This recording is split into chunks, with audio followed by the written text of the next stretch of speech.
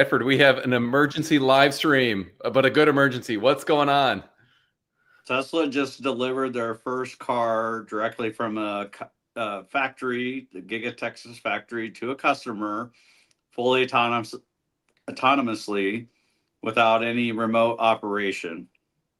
And on a highway for the first time. So Yes. everyone's talking about how Waymo's got the lead. A car has never driven completely autonomously on a highway before. Tesla just today, just minutes ago, presumably, checked that milestone off of the list. Pretty big day. So let's get right to the Elon tweets, and maybe Matt, you could read those. All right, I got to move my camera out of the way. All right. The first fully autonomous delivery of a Tesla Model Y from factory to a customer house across town, including highways, was just completed a day ahead of schedule. Congratulations to the Tesla AI teams, both software and AI chip design. There were no people in the car at all, and there were no people in the car at all. I don't think I actually read that one the right way at first. So not even a safety observer. There were no people in the car at all, and no remote operators in control at any point. Fully autonomous. He's taking the Trump caps there. I like it. Mm-hmm. To the best of our knowledge, this is the first fully autonomous drive with no people in the car or remotely operating the car on a public highway. Mm-hmm. Wow. So I think I was so excited. I missed the fact that there were no people in the car. I assumed there'd be like the safety driver or the safety observer, or whatever they call them, at least monitoring this situation. Similar to what we had with the robotaxi rollout. My mind is kind of blown by this, just live in real time. Did you realize there was no safety operator? I'm guessing you did. Yeah, that's why I wanted to do the video right away. That's the big. I'm guessing that's a really big deal. I'm guessing they watched from the control center, so perhaps they were ready to do a disengagement if they felt a need. But this is it's an enormous step for Tesla. Yeah. I would love to see a video if they have a video behind the scenes where they're maybe not showing the screens, but just showing the whole team watching. I'm guessing they might have even done this while the robotaxi service was operating at the same time. So maybe some of them were busy like doing that and not even watching this other thing.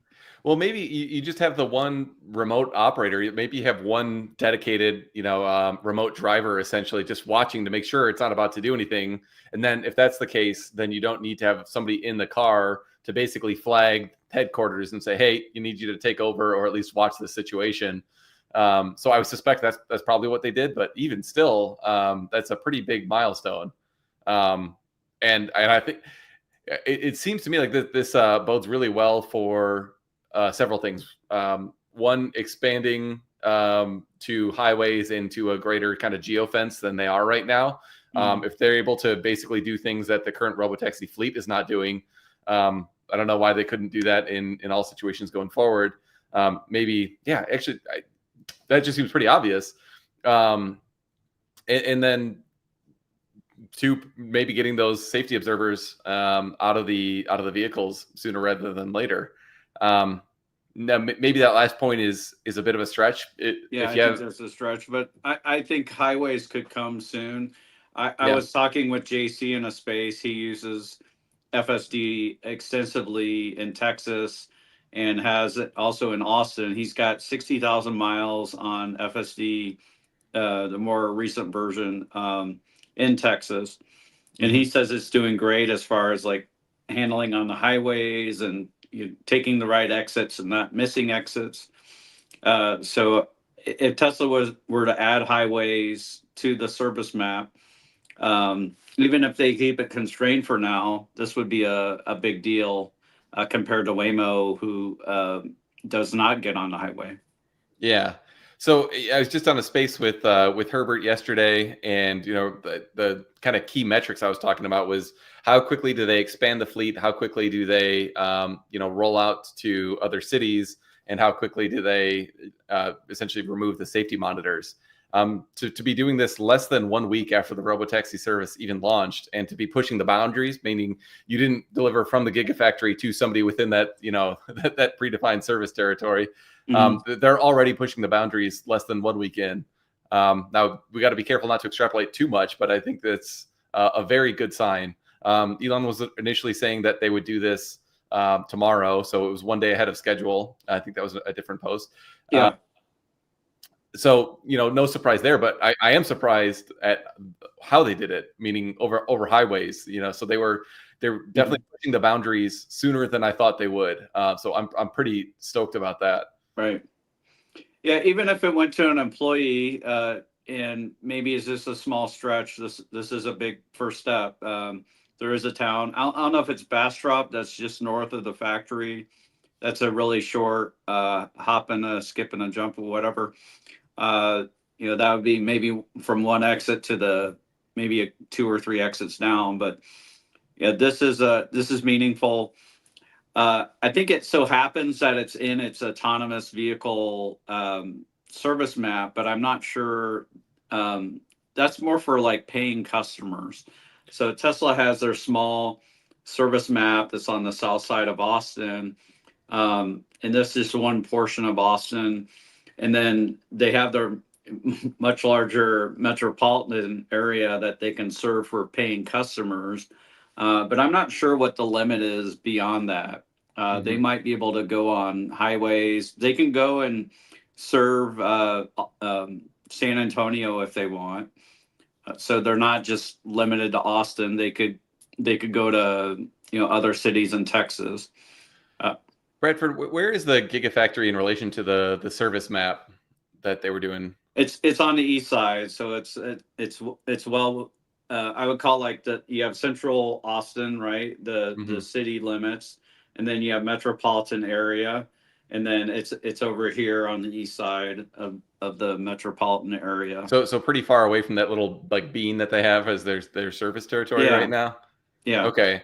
So I mean, it's not hugely far, but I'd say it's about maybe 7 miles. Okay, meaningfully outside of the area, that they're operating in right now, at least. So that at least that tells me a couple things. One, they're pretty confident with their ability to it's not that they've used LiDAR on this one particular bean-shaped area within Austin, and that's all they can do. And if they want to expand on that, it's going to take months more of mapping and prep to go even a little bit beyond that.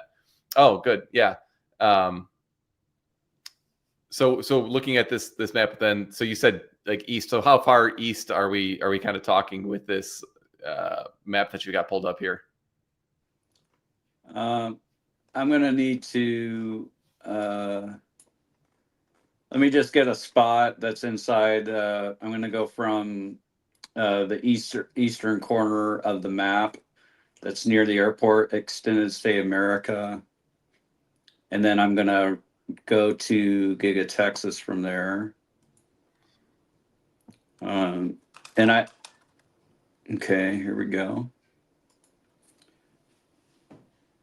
So by car, it's not, where are my stats?